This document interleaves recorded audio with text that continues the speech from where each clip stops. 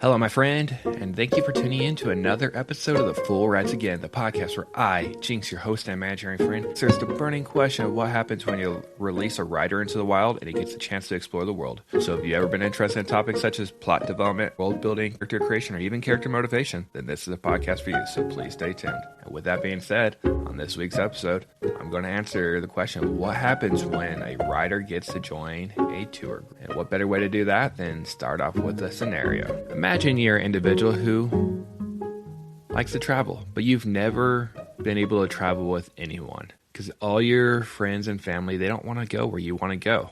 You want to go to these weird and obscure places of the world, but no one else wants to go with you. So you end up booking a lot of travels by yourself, and you're fine with it. And you like to meet unique people and all these different things. And one day you book a trip to a country on the other side of the world. People call you weird because they're like, no one would want to go there. Why are you going to this one country? And you tell them, because it's always been on my dream list. I can't explore the world if I don't go here. And they still try to persuade you not to go, but you don't listen. And you book your flight. You buy your tickets. You go to the hotel where you're supposed to meet your tour group. And you get there. And after waiting a couple hours, you start seeing more and more people filter in. Eventually, it comes to the time where you're supposed to meet your tour guide and your entire group. And you go to the designated meeting spot. It's a large banquet room, and almost every seat in that banquet room is full. There are a lot of people on your tour group. And your guide says, there are so many people on this group that we're going to actually have to divide you into 4 groups to make it easier to guide you all around because there are so many people and we can't find transportation for all of you at once. So after he tells you that, he gives you the opportunity to split up into 4 groups. And you're sitting there because you don't know anyone here and you're trying to figure out which group you want to join. And you start to see groups slowly come together and form, one in each corner of the room, and suddenly you're the last person to join a group, and you still don't know what group to join. As you're standing there staring at the different groups, your guide urges you to join one. You don't have all the time in the world, but you still have enough time to inspect them. So you carefully look around the room to see who's standing where. In one corner of the room, you can see a lot of young individuals. Most of them appear to be barely old enough to legally drink alcohol, but they all look like they want to party and all that stuff. In another group, you see a whole bunch of individuals who look like they only want to be active. They go to the gym all the time. They go rock climbing. They do all the outdoor experiences and everything that the world has to offer. They want to explore. In one corner of the room, you see a group of individuals who seem to be focused more on the culture. They want to experience the culture of wherever they are. They want to try the food. They want to see the history and talk to the natives and talk to the locals because they want to experience the culture of everywhere in the world. And in the 4th corner, you see a group of individuals who look like they just want to relax. They don't want to be home. They want to go out and enjoy life away from home. Whether that means they're away from their families and their kids and they're just exploring, or they're the group that wants to lounge around on a beach. They just want comfort. And as you're standing there, your guide again asks you, which clique do you want to join? And now, my friend, that's enough with the scenario. I know it's different than normal because I usually give you 4 scenarios. This time,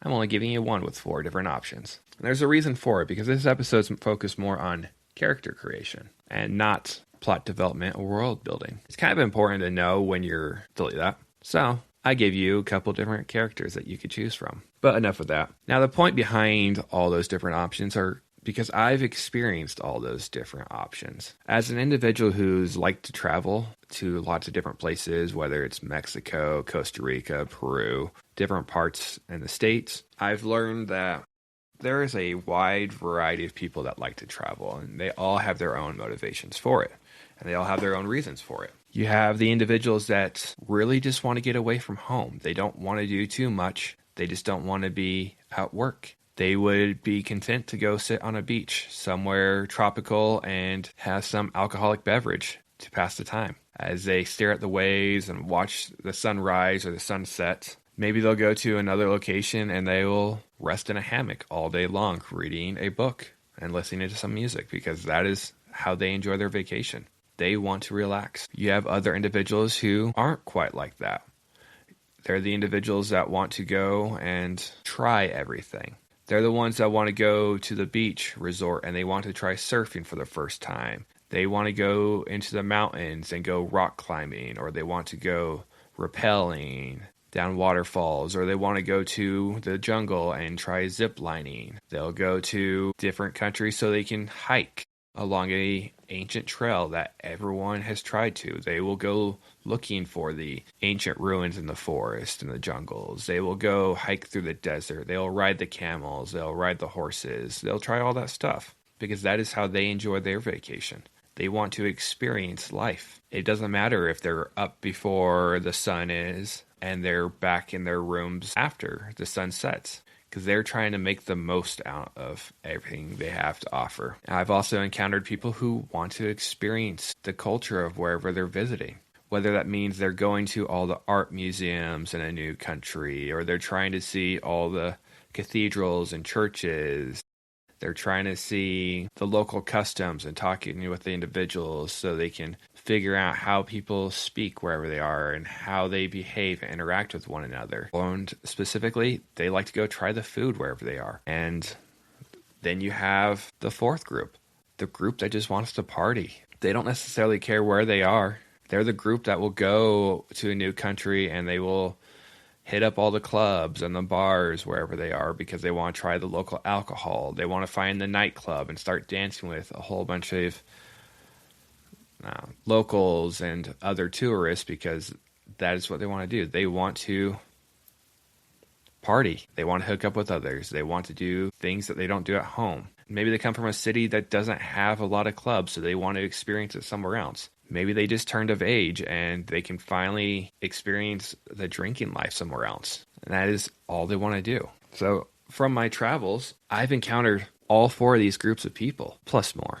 And I've also fallen into all four of these groups at one point or another. Definitely when I turned 21 and was legally able to drink, I wanted to drink. I've gone to lots of different places so I can try the local alcohol. When I went to Peru, I tried Pisco in every single city I went to and every single bar because I wanted to try it in every different cocktail they had, every form they had, because that's what I wanted to do. But I've also gone to Mexico and hit up the nightclubs and enjoyed the nightlife. There was one trip to Mexico where I closed out 3 nightclubs in one night because I wasn't done partying. I hated life the next day because I was very much hungover and I had to go for a hike. But my goal there was to party because I was young and I wanted to party with like-minded people in another country. I wanted to meet people and meet friends and just dance the night away or drink. But I'm also the individual who likes the culture. I specifically like trying food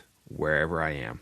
I will try the local cuisine. Whether or not I like it, that's a different story. When I went to Peru, I tried lots of local food, how it was cooked and how the different types of meats. I tried alpaca and absolutely loved it. I tried guinea pig and did not like it at all. Do I regret it? No, because I can say I've tried it. When I was in Costa Rica, I tried to find local delicacies there. And when I was in the Amazon, I did the same. Going to Mexico, I did the same. Even in the States. My home state has different cuisine than others. So when I visit a new state, I try the local dish there. Whether it's a state famous for pizza or hot dogs or something, I try to find something local to where I am.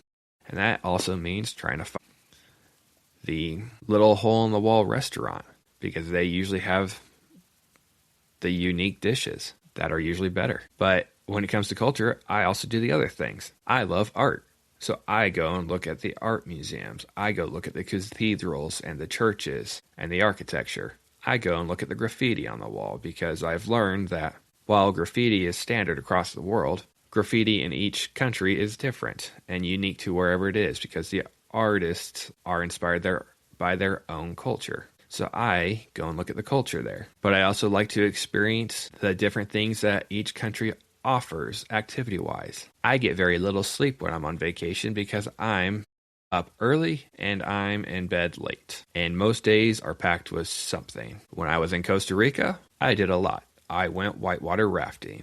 I went rappelling down waterfalls. I went horseback riding. I went surfing. I hiked through the cloud forest. I did a lot of different things. And most of those days I was up around 6 a.m. and most nights I was in bed around midnight because I was constantly busy doing something. When I went to Mexico, same thing. I have very few down days because I'm either hiking to the pyramids or going to see the different cenotes, taking a boat over to one of the islands, doing something, windsurfing, experiencing what the country has to offer. In Peru, I did the same thing. I went hiking. I went sandboarding in the dunes. I would go check out the different ruins and things like that because I don't really like to be inactive when I'm on vacation. But that's not to say I can't relax, because I also do that. Sometimes it becomes so overwhelming when you have too much stuff that you need a chance to relax. So I also really like to sit at my resort and lay in a hammock. I did it most mornings in Costa Rica. I would chill out in a hammock for the first hour or two a day and just relax before I had to do other things. Or I'd come back and take a quick breather. Or in Mexico, I'd go sit on the beach with my margarita and watch the waves. In Peru, I went and sat at a hot spring for a while because I wanted to relax there.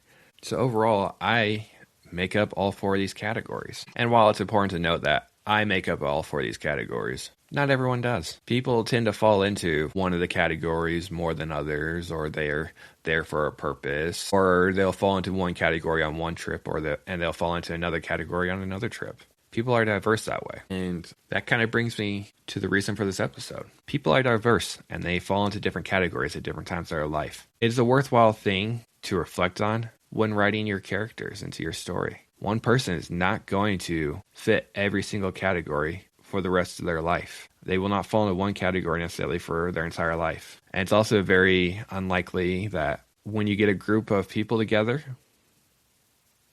that every single person in that group is going to fall into the same category, especially if you have a tour group where every single person's coming from a different part of the world. It's just not realistic that every single person will fall into the same category. You're going to have a mixture of people. So if you're writing a story that includes travelers and your main character is going to a tour group somewhere else in the world, who else is in the group with them? What does your main character fall into? Is your main character the party-goer, the adventurer, the relaxation vacationer, or the culture finder? What is your main character? But who else is in the group with them? Who does your main character interact with? Are they the oddball out because they're there looking for adventure when everyone else on the group wants to party and relax? Maybe. It happens. When I got to Costa Rica, the very first activity we had to do was whitewater rafting. And there were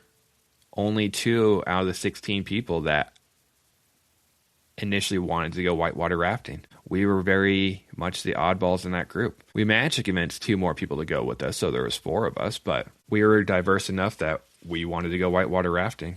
But we also were like 2 of the only people that wanted to go surfing. We had to convince more people to go surfing with us. And following that, there were only 4 of us that wanted to go rappelling out at 16. Everyone else wanted to go do a float down the river so they can look at animals and kind of relax. So it's acceptable to be very odd, be the odd man out in your group because it happens in real life. If your main character wants to adventure, it gives other opportunity too. He could be out by himself and everyone else is becoming friends with each other because the other 15 people in the group are hanging out while your main character is off doing their own thing. And then he comes back to the group and suddenly he doesn't feel welcome because everyone else is already connected and he's just odd. Gives an interesting dynamic for story writing and storytelling. But hey, let's flip the perspective a little bit. Maybe your main character is not the adventurer. Instead, he's part of the 15 that decided to go float down the river while the one individual went and did some adventure. When that individual comes back, how does your main character treat the individual? Does he try to befriend them because he realizes the individual didn't get a chance to speak to anyone? Or is he so engulfed in his new group of friends that he just ignores the individual? How does your main character treat the oddball out? That's a little extreme there, So let's go a little bit of a different route. Let's divide that 16 into 4 even groups. Now you have the 4 initial cliques I talked about. You have your party-goers, and you have your adventurers, and your relaxation, and your culture. Do any of those groups cross over?